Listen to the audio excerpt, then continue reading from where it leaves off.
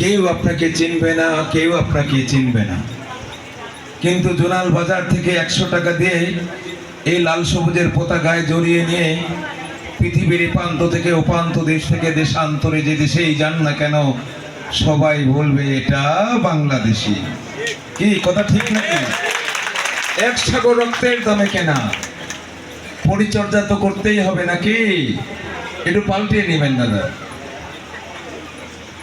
আউযু বিল্লাহি সামিল আলিম মিনাশ শাইতানির রাজিম, বিসমিল্লাহির রহমানির রহিম। পরন্ত বিকেলে সুন্দর সুশৃঙ্খল একেবারেই উৎসব মুখর পরিবেশে হাজারো ইতিহাস ঐতিহ্যে গাথা চলনবিল, সেই চলনবিলের প্রাণকেন্দ্রে আমরা এখন অবস্থান করছি। জোনাল ইউনিয়নে একটা সম্প্রদায় বসবাস করে, যে সম্প্রদায়ের সঙ্গে আমার ইতিমধ্যেই হৃদয়ের সম্পর্ক সৃষ্টি হয়েছে। বাংলাদেশের মধ্যে পুত পবিত্র স্থান সংসদ ভবনে দাঁড়িয়ে আমার এই হৃদয়ের মানুষের কথা আমি বলেছি, তাদেরকে আমি আন্তরিকভাবে ধন্যবাদ জানিয়েছি। কি জানিয়েছি তো নাকি বানিয়ে বলছি? বানিয়ে বলিনি। সেই সম্প্রদায় কর্তৃক আয়োজিত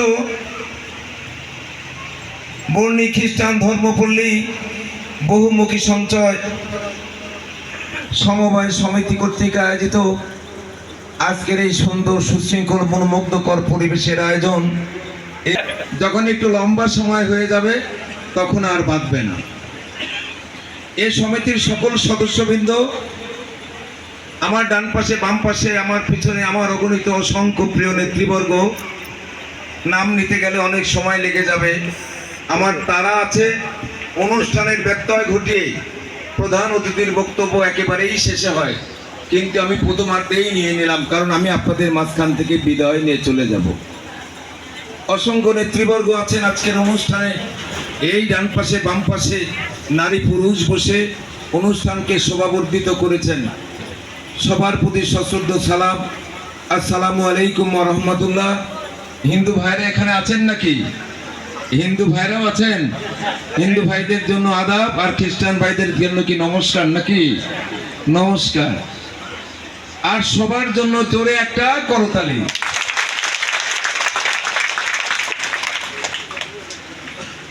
আপনাদের প্রদেয় সিদ্ধান্তের প্রতি আমি শ্রদ্ধাবনত ধন্যবাদ জানাই, আন্তরিক শুভেচ্ছা জানাই।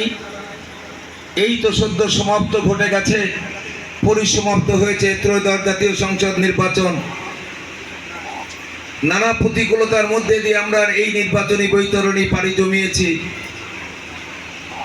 এই দুর্দিনে দুঃসময় বিশেষ করে হিন্দু সম্প্রদায় এবং খ্রিস্ট সম্প্রদায় যেভাবে সহযোগিতার হাত প্রসারিত করেছেন, আমি সারা জীবনেও আপনাদের কথা ভুলবো না।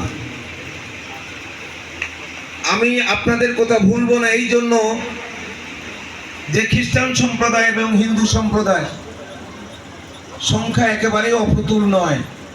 গুরদাসপুর বড়াই গ্রাম একেবারে শতভাগ, যদি বলি 99% তাহলে ভুল হবে, শতভাগ ভোট প্রদান করে আমার প্রিয় নেতা গণপ্রজাতন্ত্রী বাংলাদেশ সরকারের মাননীয় প্রধানমন্ত্রী জনাব তারেক রহমান অনেক আমার মতো খুদে একটা কর্মীর হাতে জনপ্রিয় একটা প্রতীক, ধানের শীষের প্রতীক আমার হাতে তুলে দিয়েছিলেন গুরদাসপুর বড়াই গ্রামের মানুষের সেবা করার জন্য। রাজশাহী মাদ্রাসা ময়দানে প্রিয় নেতার পাশে দাঁড়িয়ে আমি প্রিয় নেতাকে আশ্বস্ত করেছিলাম, আমার মতো খুদে কর্মীর হাতে ধানের শীষের প্রতীক তুলে দিয়েছেন গুরদাসপুর বড়াই গ্রামের সকল স্তরের মানুষ, ধনী দরিদ্র আবাল বৃদ্ধ বনিতা, কৃষক শ্রমিক জেলে জাতি আপামর মেহনতি জনতা, হিন্দু খ্রিস্টান মুসলমান, সকল স্তরের মানুষ, সকল ধর্মের মানুষ, সকল সংগঠনের মানুষ স্বাধীনতার সপক্ষে অবস্থান নিয়েছে। আগামী ত্রয়োদশ জাতীয় সংসদ নির্বাচন 12ই ফেব্রুয়ারি নির্বাচনে ঐক্যবদ্ধ হয়ে আপনার ধানের শীষের প্রতীকে ভোট দিয়ে ধানের শীষের প্রতীককে এবং ধানের শীষের প্রার্থীকে বিজয়ী করবে। এই কথা আমি রাজশাহী মাদ্রাসা ময়দানে আমার প্রিয় নেতার পাশে দাঁড়িয়ে এই বক্তব্য দিয়েছিলাম। আপনারা সেই কথাটা রেখেছেন। মুসলমান সম্প্রদায় ভাগাভাগি হয়ে গেছে, কিন্তু হিন্দু এবং খ্রিস্টান সম্প্রদায় ভাগাভাগি হয়নি। তাহলে আপনাদের কথা কি ভোলা যায়? ভোলা যায় না। আপনারা যে ভালোবাসা দিয়েছেন, আমার আর ভালোবাসা নেওয়ার দরকার নাই, এখন ভালোবাসা দেওয়ার পালা। কি কথা ঠিক আছে? এখন আপনারা ভালোবাসা পাবেন।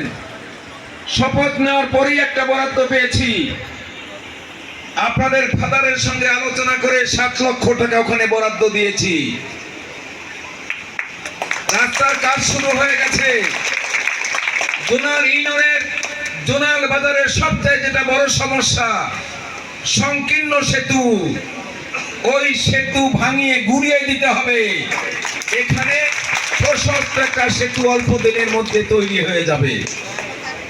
আমি গুদাসপুর বড়াই গ্রামে প্রতিটা হিন্দুর মন্দিরে মন্দিরের তালিকা নিয়েছি, খ্রিস্টানদের কি ওটা গির্জার তালিকা নিয়েছি। আমার তালিকা যদি কোনো সময় পান, দেখবেন সম পরিমাণ বন্টন করেছি। আমার মনে হয় 1-2 বছর যেতে না যেতে এমন কোন ধর্ম প্রতিষ্ঠান পাবেন না সেখানে আমার দলের নেতার, আমার সরকারের অনুদান সেখানে পৌঁছেনি। আমি পৌঁছে দেব আপনাদের। বাড়ি বসে থাকবেন, আমি পৌঁছে দেব আপনাদের। আমি আপনাদের ঋণ পরিশোধ করে আল্লাহ যেন এখান থেকে আমাকে বিদায় নেয়। সবেমাত্র আমাদের যাত্রা শুরু হয়েছে, আমাদের বয়স কিন্তু 3 মাসও এখনো হয়নি। সবে যাত্রা শুরু করেছি।